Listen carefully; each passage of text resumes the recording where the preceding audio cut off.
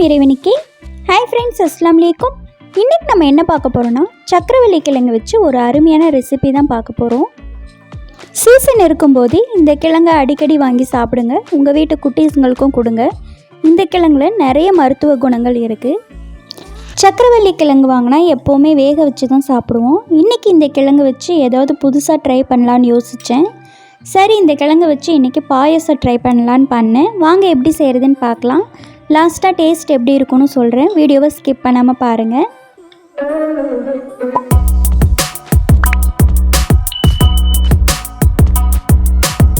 First சக்கரவள்ளி கிழங்கு பாயசம் செய்கிறதுக்கு நான் 2 கிழங்கு எடுத்துக்கிட்டேன். இதில் நிறைய மண் இருக்கும், அதை நல்லா வாஷ் பண்ணிக்கலாம். கிழங்குல இருக்கிற மண்ணெல்லாம் போகிற மாதிரி நல்லா வாஷ் பண்ணிட்டு வந்தாச்சு. இப்போ இதில் இருக்க தோலை சீவிடலாம். தோலையும் சீவி எடுத்துகிட்டு வந்தாச்சு. இதை நல்லா துருவிக்கலாம். நம்மளால் எவ்வளோ சின்னதாக துருவ முடியுமோ அந்தளவுக்கு துருவிக்கலாம். இந்த பாயசத்தை ரொம்பவே ஈஸியாக செஞ்சிடலாம். இப்போ கிழங்கையும் துருவியாச்சு. அடுத்ததான் நான் ஒரு குக்கரை எடுத்துக்கிறேன். அதில் நம்ம துருவி வச்சுருந்த கிழங்கை ஆட் பண்ணிக்கலாம். நெக்ஸ்ட்டு துருவின தேங்காய் 1/2 கப் ஆட் பண்ணிக்கிறேன். அடுத்ததான் 1/2 லிட்டர் பால் ஆட் பண்ணிக்கிறேன்.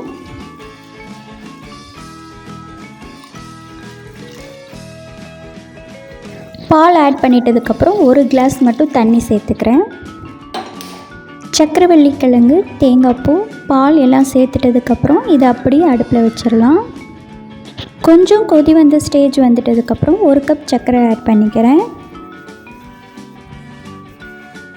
சர்க்கரை ஆட் பண்ணிட்டதுக்கப்புறம் அதை நல்லா மிக்ஸ் பண்ணிக்கலாம்.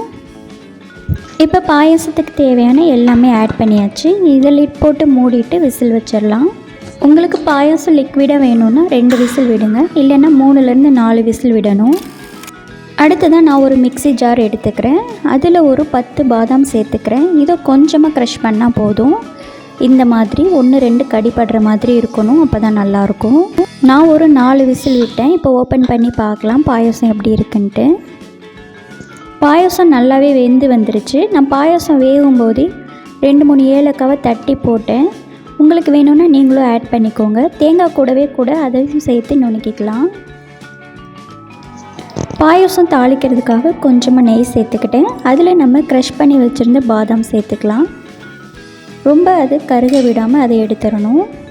நம்ம பாதாம் இந்த மாதிரி க்ரஷ் பண்ணி போடுறதுனால சாப்பிடும்போது 1-2 கடிப்படும். அப்போ சாப்பிட்றதுக்கு ரொம்பவே டேஸ்ட்டாக இருக்கும்.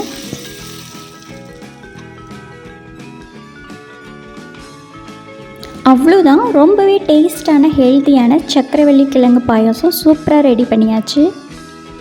நீங்களும் இந்த மாதிரி டிஃப்ரெண்ட்டான பாயசம் செஞ்சு சாப்பிடுங்க. உங்கள் வீட்டு குட்டீஸுங்களுக்கும் கொடுங்க. இந்த கிழங்கு ரொம்பவே ஹெல்த்தானது. இந்த பாயசத்தை நீங்கள் சூடாக கேட்குறவங்களுக்கு சூடாகவும் கொடுக்கலாம், இல்லை சில்லுன்னு வேணும்னு கேட்குறவங்களுக்கு ஃப்ரிட்ஜில் வச்சு நல்லா கூலிங்காக கொடுங்க. ரொம்பவே டேஸ்ட்டாக இருக்கும். இந்த வீடியோ உங்களுக்கு பிடிச்சிருக்குன்னு நம்புகிறேன். இன்ஷா அல்லாஹ் வேறொரு இன்ட்ரெஸ்டிங் வீடியோஸோடு உங்களை சந்திக்கிறேன். இந்த வீடியோ பிடிச்சிருந்ததுன்னா லைக் பண்ணுங்கள். மறக்காமல் உங்கள் ஃப்ரெண்ட்ஸ் அண்ட் ஃபேமிலிஸ்க்கு ஷேர் பண்ணுங்கள். கண்டிப்பாக சப்ஸ்கிரைப் பண்ணுங்கள். தேங்க்ஸ் ஃபார் வாட்சிங்.